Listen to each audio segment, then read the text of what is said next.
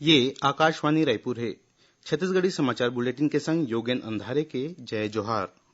प्रधानमंत्री नरेंद्र मोदी हा प्रवासी चिरई चुरगुन के संरक्षण में भारत के प्रतिबद्धता ल दोहरावत किहिन कि भारत जलवायु संरक्षण, स्थायी जीवन शैली और हरित विकास मॉडल के आधार में जलवायु अभियान के अगुवाई करत है। प्रधानमंत्री हा गुजरात के गांधीनगर में संयुक्त राष्ट्र जलवायु परिवर्तन संधि सम्मेलन में ये बात किहिन। वीडियो कॉन्फ्रेंसिंग के माध्यम ले ये सम्मेलन के उद्घाटन करत ओमन किहिन कि वन्य जीवन और पर्यावरण के संरक्षण भारत के संस्कृति में शामिल है। हम सब एकर अस्तित्व ला बढ़ाए में विश्वास रखथन। मुख्यमंत्री भूपेश बघेल हा अपन अमेरिका प्रवास के दौरान नोबेल पुरस्कार विजेता अर्थशास्त्री प्रोफेसर अभिजीत बनर्जी ले भेंट करीन।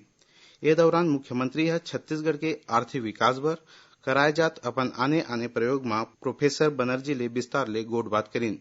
श्री बघेल हा छत्तीसगढ़ के महत्वाकांक्षी योजना नरवा गरवा घुरवा और बारी, हाट बाजार चिकित्सा योजना और सुपोषण अभियान जैसे विषय में गोट बात करीन। प्रोफेसर बनर्जी हा छत्तीसगढ़ सरकार के नवा योजना में खुशी जाहिर करत किहिन कि आर्थिक विकेंद्रीकरण बर गांव मन के समूह बना के विकास के आने योजना ला लागू करे जाए। राज्यपाल अनुसुईया उइके हा किहिन कि जम्मो विश्व में आदिवासी संस्कृति है एक ऐसा संस्कृति है जौन हा मूल रूप ले बाँचे है और ये संस्कृति ला सहेज के रखना हमार कर्तव्य हवय।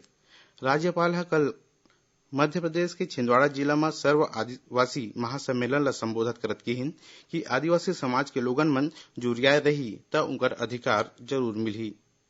राज्यपाल हा छत्तीसगढ़ में निरस्त करेगे वन अधिकार पट्टा के जांच करके पात्र हितग्राही मन ला पट्टा देवर किहिन। ओमन किहिन कि आदिवासी मन हा जंगल के असली मालिक है।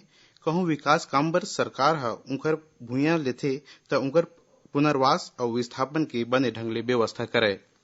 छत्तीसगढ़ उच्च न्यायालय हा प्रदेश में 58% आरक्षण लागू करे के मामला में रोक बरकरार रखे है। मुख्य न्यायाधीश के खंडपीठ हा आज ये मामला के सुनवाई करीस।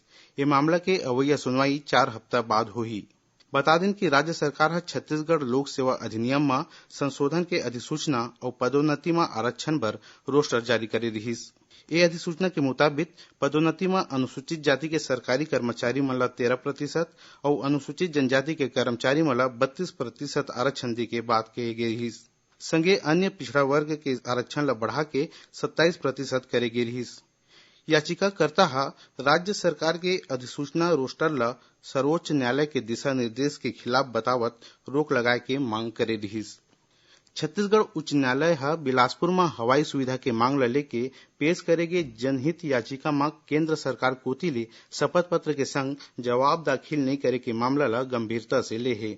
अदालत हा कहे कि अवैया बेरा में कहूं शपथ पत्र नहीं दे जाही त केंद्र सरकार के कोनो प्रमुख एजेंसी ला बुलाए जाही। गौरतलब है कि ये मामला में राज्य सरकार कोती ले प्रगति के संबंध में जानकारी अदालत ला दे जा चुके हैं। बीजापुर जिला के गंगालूर धान खरीदी केंद्र में बारदाना के कमी होए के सेती धान खरीदी पाछू 4 फरवरी ले बंद कर दे गे है। एकर विरोध में आज क्षेत्र के किसान मन प्रदर्शन करके धान खरीदी शुरू करे के मांग करीन। संगे ओमन चेतावनी दिन कि कहूं धान खरीदी शुरू नहीं होही तो ओमन खरीदी केंद्र ले धान उठावा नहीं देवय और ओमन अपन धान ला गाड़ी में भर के जिला मुख्यालय तक रैली निकाल के चक्का जाम करही।